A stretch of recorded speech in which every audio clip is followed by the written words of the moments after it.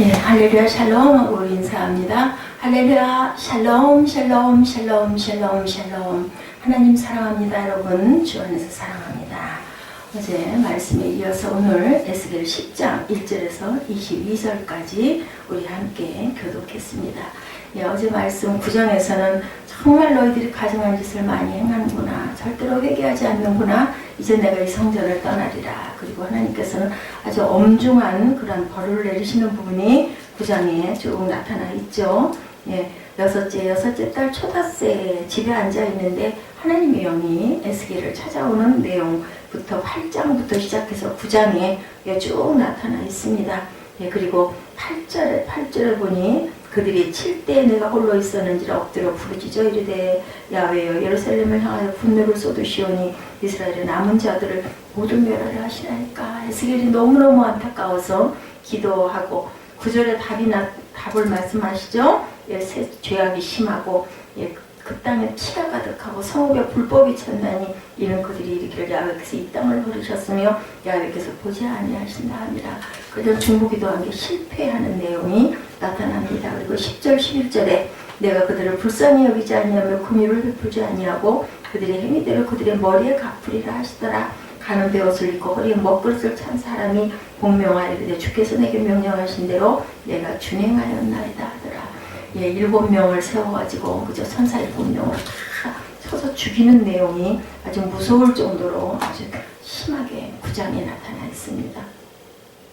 8장에 사발의 아들 야사나도 그 가운데 섰고 70인의 장로들도 성소 안에서 이런 아주 무서운 우상 숭배가 나타나는 것을 보시고 하나님께서 성전을 떠나시는 내용, 그리고 천사들까지도 다 하늘로 올라가 버리는 버려진 성전에 대한 것이 8장, 그리고 9장에는 성소에서부터 시작된 심판에 대해서 아주 늙은 자들부터 어린 아이까지 다 멸하는 그런 모습. 그런데 이마에 표가 되어 있는 14만 4천 명 남은 자들은 그래도 남겨놓으시는 희망이 있고 다시 일어서게 하는 소망이 있는 내용이 그나마 9장에서 나타나고 10장에서는 야훼의 영광이 성전을 떠나시는 부분이 오늘 본문에 나타나 있는 22절까지의 말씀입니다. 이에 내가 보니 그룹들 머리 위에 궁창에 남부석 같은 것이 나타나 있는데 그들의 보좌의 형상이 있는 것 같더라. 이렇게 시작을 합니다. 그래서 22절 마지막 말씀에 그 얼굴의 형상은 내가 그 발강가에서 보던 얼굴이며 그 모양과 그 몸도 그러하며 각기 곧게 앞으로 가더라. 이렇게 끝나죠. 하나님의 주권에 대해서 어느 정도 우리가 느끼며 살고 있는지 오늘 깊이 한번 묵상해 보십시다. 한 나라의 대통령의 주권이 어느 정도인지 우리 잘 모릅니다. 그렇죠? 독재가 아니라 할지라도 한 나라의 대통령 주권은 아마 막강할 거예요. 그렇죠? 그러나 아무리 대통령 주권이 막강하다 할지라도 하나님의 주권에 절대로 비교할 수가 없죠. 사무엘상 2장 6절에 야훼는 죽이기도 하시고 살리시기도 하시며 음부에 내리기도 하시고 올리기도 하신다. 이렇게 나타나 있습니다. 하나님의 주권은 사람을 죽이기도 살리기도 하시고 자신의 성전도 버리기도 하시고 그리고 또한 세우기도 하시는 하나님, 이런 하나님의 주권은 반드시 하나님의 공의로 행해진다는 것을 우리가 절대 잊어버리면 안 되겠다. 하나님의 공의의 잣대는 거룩함입니다. 내가 거룩하니 너희도 거룩하라고 말씀하셨죠. 8장 9장에서 예루살렘 모습을 보았듯 예루살렘은 버림을 당할 수밖에 없는 아주 타락한 모습을 나타냅니다. 거룩을 실행하고 실천하고 모든 백성들의 모범이 되어야 할 70인의 장로들마저도 그 앞에서 성전, 그 성소 앞에서 가장 먼저 그죠? 우상을 섬기고 향후에 향을 피는 모습을 하나님께서 보시고 가증히 여기셨습니다. 그 더러운 모습으로는 더 이상 하나님을 당연히 섬길 수가 없었겠죠? 회개도 하지 않았습니다. 그렇죠? 이제 하나님은 그들을 다 외면하시고 버리고 늙은이부터 아이까지 다 죽여라 이렇게 하고 떠나는 모습. 에스겔이 아무리 부르짖어 이 많은 사람들을 다 죽이려고 하시나이까 해도 절대로 그것을 들어주지 않으셨던 하나님의 아주 무서운 모습을 나타내고 있었습니다. 9장에도 왜 성령께서 떠나실 수밖에 없었나? 답은 딱 하나입니다. 거룩하지 못했기 때문이다. 더러운 우리들은 무엇으로 거룩할 수가 있겠나? 오직 예수 그리스도의 피의 분노일 뿐이지 우리가 거룩해질 수가, 스스로 거룩해질 수는 없습니다. 다른 방법은 없죠. 히브리서 10장 10절에 그 뜻을 쫓아 예수 그리스도의 몸을 단번에 들이심으로 말미암아 우리가 거룩함을 얻었노라 이렇게 말씀합니다. 그리스도의 피만이, 예수의 피만이 우리를 거룩하게 씻을 수가 있다. 오늘날 이 시대 교회를 다니고 예수를 믿는다는 사람들의 모습 속에서 거룩을 찾아볼 수가 있는지, 저와 여러분 과연 어떤지 이것도 우리가 수견히 생각해 봐야 할 부분입니다. 성령께 붙잡혀서 성령의 다스림을 받을 수 있는 길만이 오직 우리가 살 수 있는 길이고, 우리가 자꾸 성령을 받아도 어떻게 해야 된다고 그래요? 성령을 한번 받았으면 아니 뭐 성령 받았으니까 됐지가 아니고 자꾸 충만해져야 된다.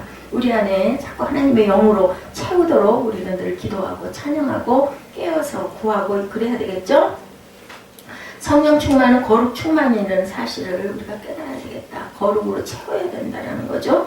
예수 그리스도 십자가 앞에 나아가고 귀하고 복된 그러한 저와 여러분들이 온전한 예배를 드릴 줄은 저와 여러분들이 되셔야 되겠습니다.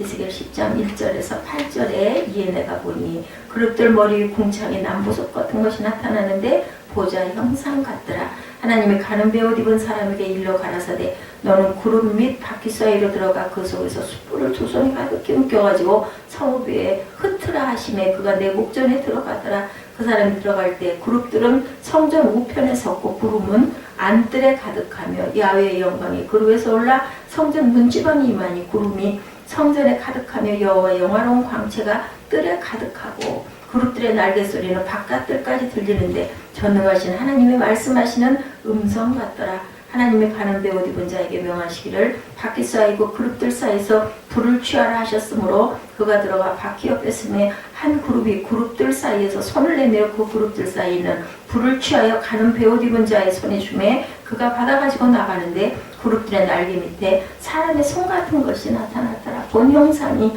그대로 에스겔이 바라본 그 모습들, 이 환상으로 본 모습이 기록되어 있는 것이 바로 에스겔 10장 1절에서 8절 내용입니다. 8구장에 하나님은 예루살렘을 심판하실 때 아껴오지 아니하고 긍휼을 베풀지 아니할 것이라고 아주 단호하게 말씀하시는 부분이 나타나죠. 그러한 심판을 어떻게 행하실 것인지 에스겔 선지자에게 분명하게 보여주면서 밝혀주시죠. 예루살렘은 마지막 날은 불로 심판을 받을 것이다. 이것은 곧 세상의 마지막 날도 예루살렘처럼 불로 심판을 받을 것이라는 의미를 나타내고 있습니다. 베드로후서 3장 12절에 하나님의 날이 임하기를 바라보고 간절히 사모하라. 그날에 하늘이 불이 타서 풀어지고 물질이 뜨거운 불에 녹아지려니와 말씀합니다. 10장 본문, 오늘 본문에 보면 그룹이라는 단어가 23번이나 나오는 것으로 우리가 봅니다. 그룹들은 천사들인데 하나님의 천사들을 통해 예루살렘을 불로 심판하라고 명령하시죠. 그러나 사람의 눈에는 그 불 심판이 누구로 보입니까? 바벨론의 군대로 보입니다. 1절에서 8절까지 보면 심판을 주관하고 계신 분이 하나님이심을 우리가 알 수가 있죠. 1절에도 하나님 보좌가 남보석 같은 색을 띠고 천사들은 머리 위에 나타납니다. 그리고 2절에 보면 보좌에 앉으신 하나님의 가는 베옷을 입은 천사에게 명령하시는데 너는 구름 및 바퀴 사이로 들어가 그 속에서 숯불을 두 손에 가득히 옮겨가지고 성읍 위에 흩으라 이렇게 명령하시죠. 9장에서 가는 베옷을 입은 천사는 인을 쳤는데 여기에서는 불심판을 주도하는 천사로 나타나고 있습니다. 예루살렘의 불심판은 하나님 보좌로부터 임하고 있다는 사실을 강조하고 있는 거죠. 불이라는 단어가 2절, 6절, 7절에 3번 반복해서 언급되고 있죠. 실제로 BC 586년 바벨론 군대는 예루살렘 성 전체를 불바다로 만들어버립니다. 열왕기하 25장 8, 9절에 바벨론 왕 느부갓네살의 19년 5월 7일에 바벨론 왕의 신하 시위대 장관 느부사라단이 예루살렘에 이르러 여호와의 전과 왕궁을 사르고 예루살렘을 모든 집에 귀인의 집까지 불살랐다 이렇게 나타납니다. 가는 베옷을 입은 천사가 불을 가지고 들어간 동안 3, 4절을 보면 천사가 심판의 불을 가지고 가는 동안에 하나님의 영광이 예루살렘 성전에서 떠나고 있는 것이 나타나죠. 3절에 천사들은 성전 우편에 섰고 구름이 안뜰에 가득했다. 이 구름은 곧 하나님의 영광을 의미하고 4절도 하나님의 영광이 성전 문지방에 임하였고 구름이 성전에 가득하며 하나님의 영화로운 광채가 뜰에 가득하였다 이렇게 나타나고 있습니다. 하나님의 영광은 지성소에 있어야 하죠. 그런데 그 영광이 지금 성전 문지방을 향해 성전 뜰에 거하고 있으며 나가고 계신다라는 거죠. 에스겔 선지자는 하나님의 성전을 떠나려는 모습을 보고 있는 겁니다. 이제 하나님의 영광이 떠나면 예루살렘은 어떻게 돼요? 불바다에 불로 심판을 당하게 될 것이다. 예, 하나님의 영광이 저와 여러분에게 영광의 광채가 있는지 우리가 돌아보시기 바랍니다. 그 빛이 이 세상에 육의 몸을 입고 오셨어요. 그럼에도 사람들은 그 빛을 몰라보죠. 예수 그리스도를 몰라봅니다. 요한복음 1장 5절에서 8절이죠. 빛이 어두움에 비치되 어둠이 깨닫지 못하더라. 하나님께서 보내심을 받은 사람이 있으니 이름은 요한이라. 저가 증거하러 왔으니 곧 빛에 대하여 증거하고 모든 사람으로 자기를 인하여 믿게 하려 함이라. 그는 이 빛이 아니요 이 빛에 대하여 증거하는 자더라. 누구요? 예, 그 세례 요한을 말하고 있죠. 이 빛은 바로 그리스도고 빛에 대하여 증거하러 온 자가 세례 요한이다. 다시 말해서 예수 그리스도는 하나님의 영광의 빛이다. 믿음의 사람들이 하나님의 영광을 위해 살기 원한다고 우리들은 말합니다. 그 영광을 위해 사는 것이 곧 예수 그리스도를 위해 사는 것이라는 거죠. 예수님은 스스로 세상의 빛이다. 요한복음 8장 12절에 말씀하시죠. 우리에게도 세상의 빛이 되라고 말씀을 하셨습니다. 마태복음 5장 14절에 증거합니다. 우리 스스로 거룩해질 수 없듯이 우리 스스로 빛되게 또한 살 수가 없습니다. 그 빛을 받아서 그저 거룩하게 살아야 되는 것이 바로 저와 여러분이죠. 요한복음 15장 4, 5절에 내 안에 거하라 나도 너희 안에 거하리라. 가지가 포도나무에 붙어 있지 아니하면 절로 과실을 맺을 수 없인 같이 너희도 내 안에 있지 아니하면 그러하리라. 나는 포도나무요 너희는 과순이라고 말씀하죠. 저가 내 안에 내가 저 안에 있으며 이 사람은 과실을 많이 맺나니 나를 떠나서는 너희가 아무것도 할 수 없다. 나는 포도나무요 너는 가지니. 이것을 잊지 마시기 바랍니다. 이스라엘 백성들이 하나님의 불심판을 받을 수밖에 없는 것, 그것은 그들이 하나님의 영광의 비단에 거하기를 뿌리쳤기 때문이다. 영광의 비단에 거하지 않으려고 했기 때문에 불심판이 있었다라는 거죠. 오늘날도 하나님의 영광으로 오신 예수 그리스도 안에 거하지 아니하면 그 심판을 우리는 피할 수가 없다. 요한복음 1장 14절입니다. 말씀이 육신이 되어 우리 가운데 거하심에 우리가 그 영광을 보니 아버지의 독생자의 영광이요 은혜와 진리가 충만하더라. 이렇게 말씀을 합니다. 예수님은 하나님의 영광 가운데 이 땅에 오셨다라는 거죠. 이 영광이 저희 안에 있는지 나와 함께 하나님께서 예수께서 동행하시는지를 우리 항상 돌아볼 줄 알아야 된다. 우리 안에 예수 신앙이 있고 작은 예수가 되어서 예수님의 가신 길 그 발자취를 우리가 따라가고 있느냐 이것을 항상 돌아봐야 되겠다. 할 것 없어 인터넷을 통해 하루 종일 예수를 전하고 있는 사람들이 왜 그것을 할 일 없어서 전하고 있겠느냐. 오직 예수 신앙이 있기 때문에 마지막 때 한 영혼에게라도 하나님을 증거하고 전하려고 때를 얻든지 못 얻든지 증거하고 전하고 있는 거겠죠. 하나님의 영광이 떠난 예루살렘이 불심판을 당할 수밖에 없듯이 마지막 때 오늘날 우리에게도 그죠? 그 불심판이 오리라는 것 절대로 피할 수가 없다는 것을 우리가 꼭 알아야 되겠다. 6절에 하나님의 영광이 떠난 것과 동시에 하나님은 가는 배옷을 입은 천사에게 불을 취하라 이렇게 명령을 하시죠. 오늘 본문 6절에 하나님의 영광이 떠난 것과 동시에 하나님은 가는 배옷을 입은 천사에게 불을 취하라. 7절에서 에스겔 선지자는 가는 배옷 입은 천사가 불을 취하여 받아가지고 나가는 것을 봅니다. 8절의 말씀은 천사들이 하나님의 명령에 온전히 순종하는 모습을 의미하는 말씀이 나타나고 있죠. 8절에 보니까 10장 8절이죠. 그룹들의 날개 밑에 사람의 손 같은 것이 나타나더라. 9절에 내가 보니 그룹들 곁에 4바퀴가 있는데 그 그룹들 곁에도 한 바퀴가 있고 저 그룹들 곁에도 한 바퀴가 있으며 그 바퀴 모양은 황옥 같으며 그 모양은 넷이 꽃 같은데 마치 바퀴 안에 바퀴가 있는 것 같으며 그룹들이 나아갈 때는 사방으로 몸을 돌리지 아니하고 나아가되 몸을 돌리지 아니하고 그 머리 향한 곳으로 나아가며 그 온몸과 등과 손과 날개와 바퀴 곧 4그룹의 바퀴의 둘레에 다 눈이 가득하더라. 내가 들으니 그 바퀴들은 도는 것이라 부르며 그릇들에게는 각기 4면이 있는데 첫째 면은 그룹의 얼굴, 둘째 면은 사람의 얼굴, 셋째는 사자의 얼굴, 넷째는 독수리의 얼굴이더라. 그룹들이 올라가니 그들은 내가 그 발강가에서 보던 생물이라. 그룹들이 나아갈 때 바퀴도 곁에서 나아가고 그룹들이 날개를 돌고 땅에서 올라가려 할 때도 바퀴가 그것을 떠나지 아니하리라. 이렇게 본 그러한 환상의 모습이 그대로 나타나 있습니다. 하나님의 영광이 내 안에, 우리 교회 안에, 우리 민족 안에 거하고 있는지를 항상 생각해야 되겠다.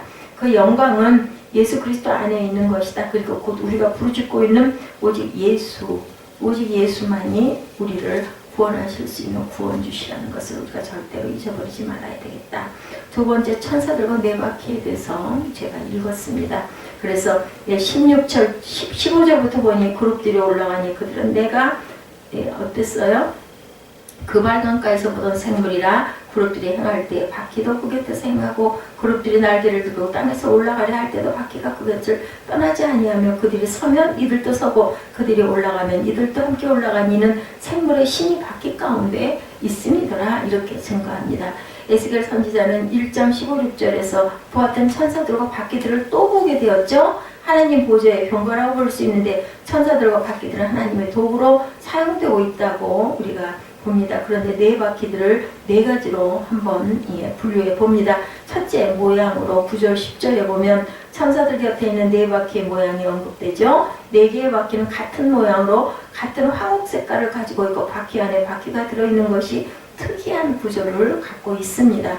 그리고 1장에서 살펴보았던 듯이 하나님의 도구로 사용되는 자들은 한마음 한뜻을 가지고 섬겨야 한다라는 그런 의미도, 그 상징도 우리가 볼 수 있다. 그렇죠? 특이한 구조를 가지고 있음에도 바퀴 안에 바퀴가 들어있다라는 거죠. 둘째로 움직임을 봅니다. 첫째, 모양을 봤고 두 번째, 움직임. 실제에 천사들과 바퀴들의 움직임을 말씀하고 있는데 스스로 가지 않고 오직 머리 향한 곳으로 행한다. 이렇게 나타나 있습니다. 이 말씀 또한 하나님의 도구는 하나님이 인도하는 대로 순종하고 간다라고 우리가 느낄 수가 있죠. 또한 하나님의 도구로 사용되고 싶다면 나 스스로는 아무것도 할 수 없다라는 고백이 있어야 되겠다.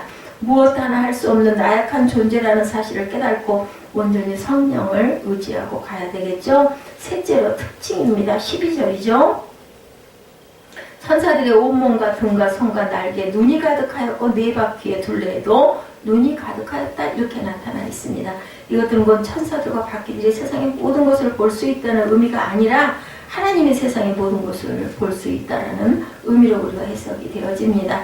천사들과 바퀴들이 하나님을 사용하지 아니하면 아무런 소용이 없죠. 우리 또한 성령으로 충만해야 영적인 눈이 열리고 영적인 세계를 분별할 수가 있다라는 거죠. 오직 예수의 영으로 충만하지 아니하면 그 눈은 세상적인 육적인 눈으로 끝나버릴 것이다. 모양과 움직임과 특징이 이렇게 나타나 있습니다.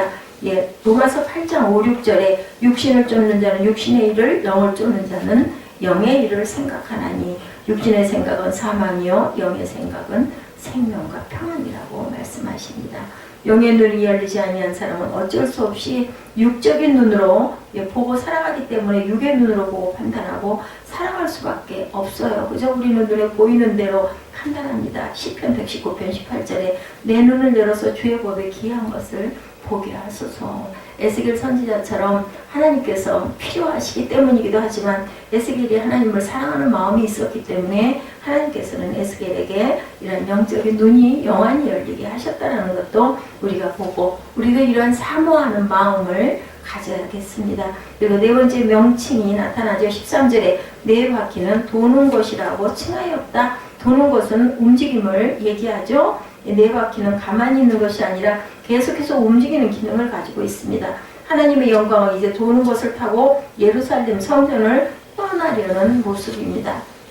하나님의 영광을 절대로 우리가 떠나게 해서는 안 된다. 그렇기 때문에 영과 진리로 예배할 줄 알아야 되겠다는 거죠. 하나님의 영광이 무엇이라고요? 예수 그리스도시라고 아까도 말씀을 드렸습니다. 그러므로 내 안에 오직 예수 신앙을 가지고 날마다 생각하고 행동한다면 내 안에 네 바퀴가 돌고 있다. 정체되고 그죠? 주저앉지 않는다라는 거죠. 우리의 육체도 움직이지 않으면 문제가 생기죠. 그렇기 때문에 우리는 운동을 해야 된다는 겁니다. 건강할 때 여러분 운동하세요. 몸이 건강지 못하면 하고 싶어도 할 수가 없습니다. 네가티의 모습을 보여주는 에스겔 선지자는 이제 천사들의 모습을 봅니다. 14절에서 17절까지 천사들의 모습을 세 가지로 살펴봅니다. 첫째, 얼굴 모양이 나타나죠. 14절에 천사들의 얼굴이 우리처럼 네 면을 가지고 있었는데 첫 면은 천사의 얼굴이요, 둘째 면은 사람의 얼굴이요, 셋째는 사자의 얼굴이요, 넷째는 독수리의 얼굴이다. 1장에서 에스겔이 그발강가에서 처음 이상을 보았을 때 천사들의 모습과 다른 점이 한 가지라는 사실을 알 수 있는데, 에스겔 1장 10절에 그 얼굴의 모양은 넷의 앞은 사람의 얼굴, 넷의 우편은 사자의 얼굴, 넷의 좌편은 소의 얼굴, 넷의 뒤는 독수리의 얼굴이니 이렇게 네 면으로 나타나 있죠. 다른 한 가지는 소의 얼굴 대신에 그룹으로 바뀌어 있습니다. 오늘 본문에. 그러나 그 천사들은 에스겔이 그발강가에서 본 천사들이다라고 성경에 증거하고 있죠. 오늘 본문 15절에도 그렇게 나타나 있습니다. 그룹들이 올라가니 그들은 내가 그발강가에서 보던 샘물이라 이렇게 나타나죠. 자, 1장에서는 천사들의 앞면은 사람의 얼굴이었지만 여기서는 천사의 얼굴이 앞면이었습니다. 1장에서는 천사들의 지혜를 강조하고 있다면 10장에서는 천사들의 수행을 강조하기 때문에 천사들의 얼굴이 앞면에 나타났다라고 볼 수가 있겠죠. 둘째 면은 사람의 얼굴이다. 사람은 하나님이 지으신 피조물 중에 가장 지혜로운 자로 하나님의 형상대로 만드셨죠. 그러므로 천사는 지혜롭다는 것을 의미하면서 또한 하나님을 섬기는 자들은 지혜로워야 한다라는 그런 상징이기도 하다.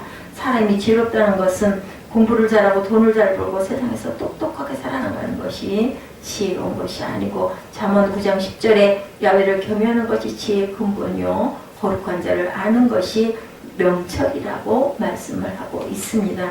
그렇기 때문에 야훼를 경외하고 야훼를 아는 것이 지혜롭게 살아가는 거겠죠. 세 번째 면은 사자의 얼굴입니다. 사자는 용맹성을 의미하므로 하나님의 심판을 무섭게 임할 것을 의미하고 있습니다. 하나님을 섬기는 자들은 용맹해야 하고 비굴하게 살지 말아야 되고, 그리고 또한 악한 세상 속에서 담대하고 당당하게 살아가야 되겠다. 넷째 면은 독수리의 얼굴이죠. 독수리는 신속함을 의미합니다. 하나님의 심판이 신속하게 임할 것을 의미하고 있죠. 히브리서 10장 37절에 잠시 잠깐 후면 오시리가 오시리니 지체하지 아니하시리라. 세월이 너무 빠르게 지나가죠. 이것은 곧 하나님의 심판의 날이 빠르게 다가오고 있다는 것을 의미하기도 합니다. 데살로니가전서 5장 2, 3절에 주의 날이 밤에 도적같이 이룰 줄 너희는 어떻게 하라 그래요? 자신이 자세히 알아야 된다. 그리고 3절에 보면 저희가 평안하다 안전하다 할 그때 잉태된 여자에게 해산의 고통에 이름과 같이 멸망이 호련히 저에게 이르르니 결단코 피하지 못하리라고 말씀을 합니다. 두 번째로 15절에 천사의 정체를 말씀하죠. 그들은 에스겔이 그발강가에서 본 천사들과 똑같다라고 말씀을 증거합니다. 소의 얼굴이 천사의 얼굴로 바뀌었지만 그발강가에서 본 그 천사라는 거죠. 세 번째로 천사들과 바퀴와의 관계가 나타납니다. 16, 7절에 보면 천사들과 바퀴들이 하나로 움직인다는 것을 말씀하고 있습니다. 천사들이 움직이면 바퀴도 움직이고, 천사들이 서면 바퀴도 서고, 천사들이 올라가면 함께 올라간다. 이렇게 할 수밖에 없는 것은 하나님의 명이 그들을 다스리고 있기 때문에 그렇게 할 수밖에 없다. 성령의 역사는 하나 되게 하신다라는 겁니다. 에베소서 4장 3, 4절이죠. 평안에 매는 줄로 성령이 하나 되게 하신 것을 힘써 지키라. 몸이 하나여 성령이 하나이니 이와 같이 너희가 부르심의 한 소망 안에서 부르심을 입었느니라 이렇게 말씀합니다. 당을 지어 분열시키는 것은 성령의 역사가 절대로 아닙니다.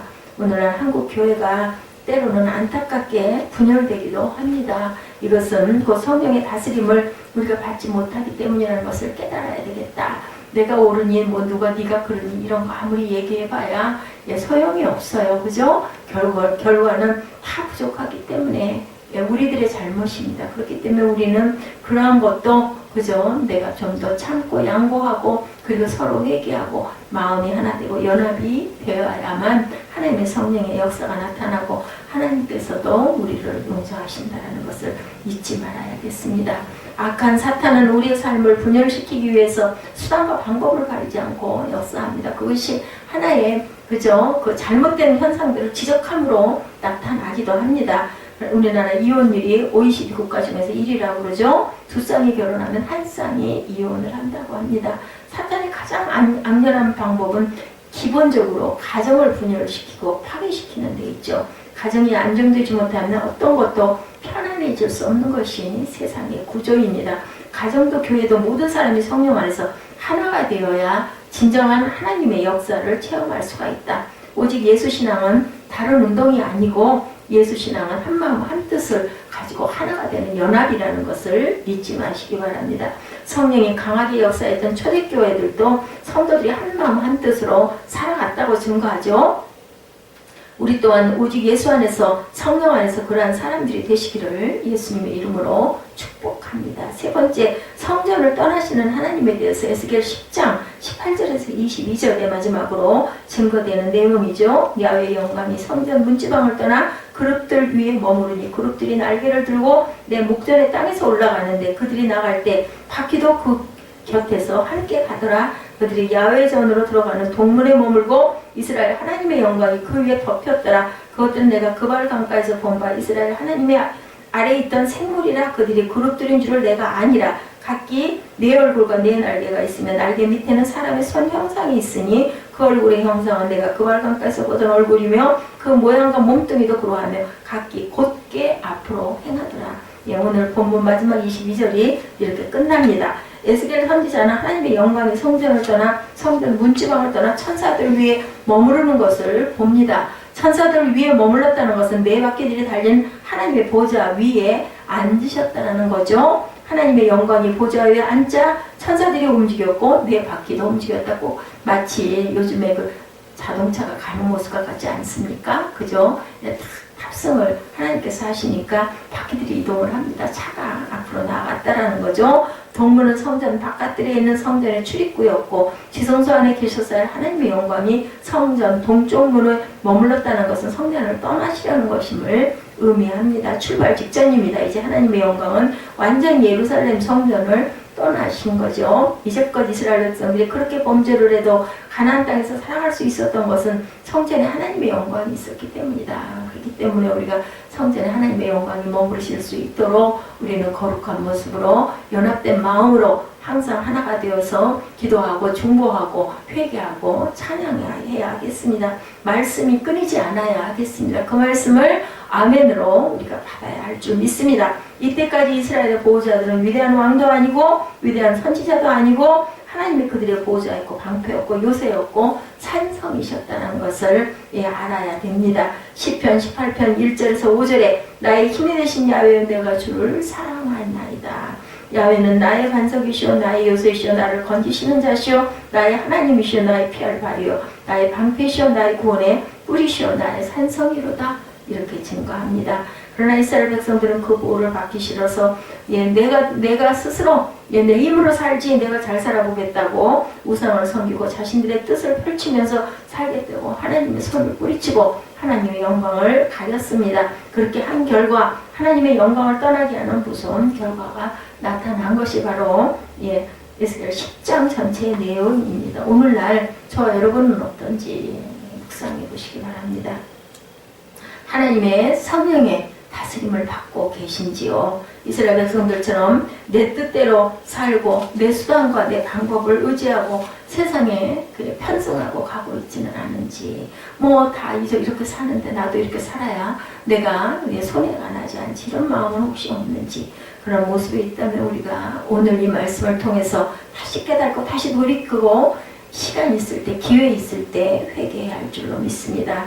그렇지 아니하면 하나님의 영광이 에스겔 이 10장의 말씀처럼 떠난다라는 거죠. 하나님의 영광이 예수 그리스도를 나타내는 것이라고 말씀을 드렸습니다. 교회들이 예수 그리스도를 나타내지 않는다면 하나님의 영광은 떠날 수밖에 없다라는 거죠. 성도가 오직 예수 신앙으로 살지 아니하면 하나님의 영광은 그 사람에게서 떠나게 될 것이다. 오늘 본문에 보면 의미 깊은 말씀을 합니다. 곧 그것은 하나님의 영광이 머물렀다. 성전을 떠나시려고 하셨지만 무슨 미련이 계셨는지 모르지만 잠깐 머무르십니다. 이것은 이스라엘 백성에게 마지막 기회가 온 거죠. 이러한 모습을 에스겔 선지자에게 보여주신 것은 하나님의 깊으신 뜻과 의도를 나타내고 계신다라는 것. 에스겔 선지자의 피 끓는 외침을 듣고 이제라도 회개하고 돌아오라고 잠시 머물러 주셨죠. 이스라엘 그 에스겔 선지자는 분명히 나중에 하나님의 예언을 선포할 때 백성들이 하나님의 영광이 성전을 떠나시려고 동문에 머물렀다라고 아마 소리쳤을 것입니다.